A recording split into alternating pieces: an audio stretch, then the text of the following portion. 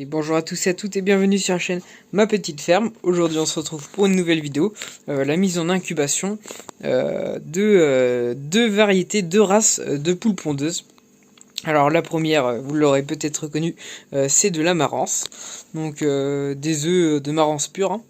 Donc j'ai acheté un éleveur et à côté des œufs de gauloise pure, donc on en trouve très peu maintenant en France, il y a très peu d'éleveurs. Donc voilà, ce que je vous propose, c'est qu'on va faire les pré-réglages de la machine et au cours de cette vidéo, vous suivrez le mirage et la naissance des poussins si j'ai le temps de filmer, et puis la mise en éleveuse. Allez, c'est parti. Donc voilà, j'ai branché ma couveuse, donc c'est une Boruto 24 œufs. Donc pour les réglages, c'est juste ici, hop, donc là, on voit qu'elle est déjà réglée à 37,7. Si on veut monter plus, on monte plus. Et voilà, descendre ici. Donc moi, je la règle à 37,7 du 1er au 18e jour. Et je la passerai à 37,2 au 18e jour. Maintenant, je vais remplir un bac d'eau ici. Et au 18e jour, je remplirai les deux.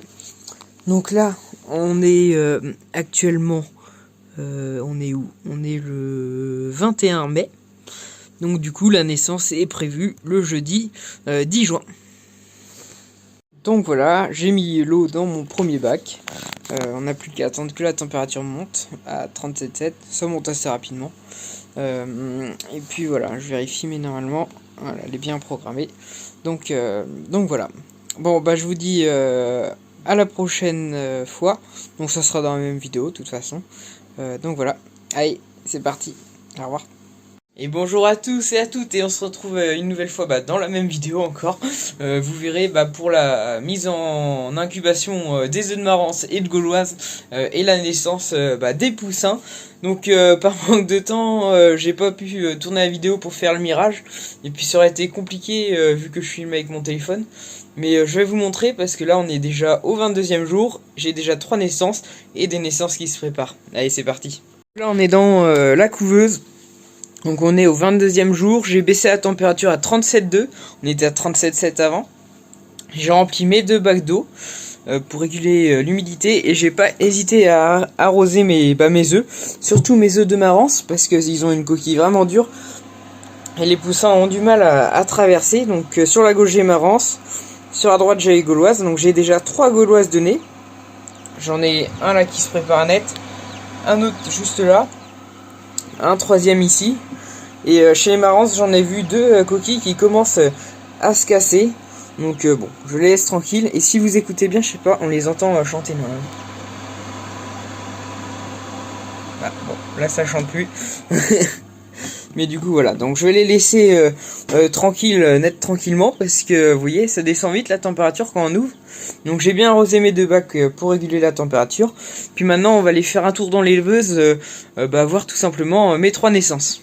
Donc nous voici dans l'éleveuse, donc que vous avez déjà sûrement vu dans une de mes anciennes vidéos. Donc je vais retirer la lampe chauffante.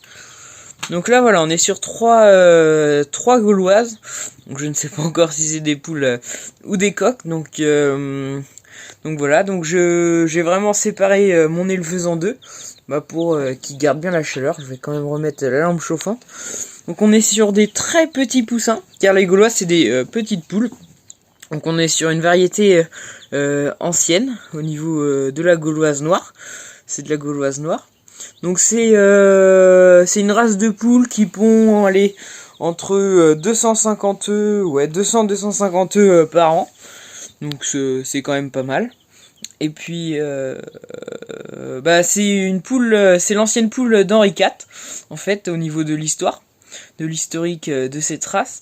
Et si on veut la faire en viande, si vous voulez, c'est un des ancêtres du poulet de Brest. Et on va vraiment être sur un goût de gibier un peu type faisan. Donc là après, moi mon objectif c'est pas faire de la viande avec ces poussins là, mais plus régénérer la race et avoir des gauloises. Donc c'est vraiment une poule très rustique, très très sauvage, et qui a tendance même à dormir perchée dans les arbres. Donc voilà, vraiment si on veut les enfermer, c'est pas le type de poule qu'il faut. Là on est vraiment sur de la poule très rustique, très sauvage.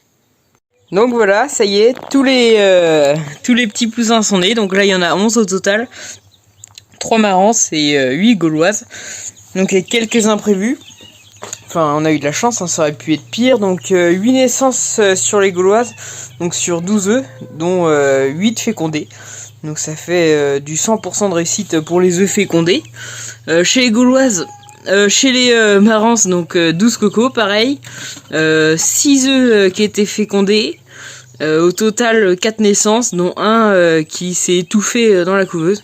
Donc là on a 3 marances. Donc là on peut voir un marance. Et puis là par exemple ici des gauloises.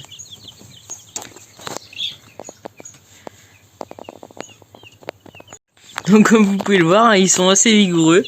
Ils sont tout mignons aussi. Donc ils ont eu la lampe 350 watts pendant leur premier jour et un peu le deuxième jour. Puis maintenant, vu que les températures dehors sont correctes, j'ai décidé de passer sur la lampe 100 watts qui suffit entièrement. Donc ils ont de l'aliment volaille démarrage. Et puis voilà, ils ont de l'eau à volonté qu'on change 2 fois par jour avec un peu de vitamine dans l'eau pour bien les démarrer. Donc une fois bien démarré, là après j'arrêterai et puis il n'y aura plus aucun risque. Comme vous pouvez le voir, hein, ils sont vraiment très vigoureux. Donc lui, il est né, il avait pas trop de plumes sur le dos. J'avais peur pour le piquage et puis bah non, ils sont pas piqués. Donc tout va bien pour eux.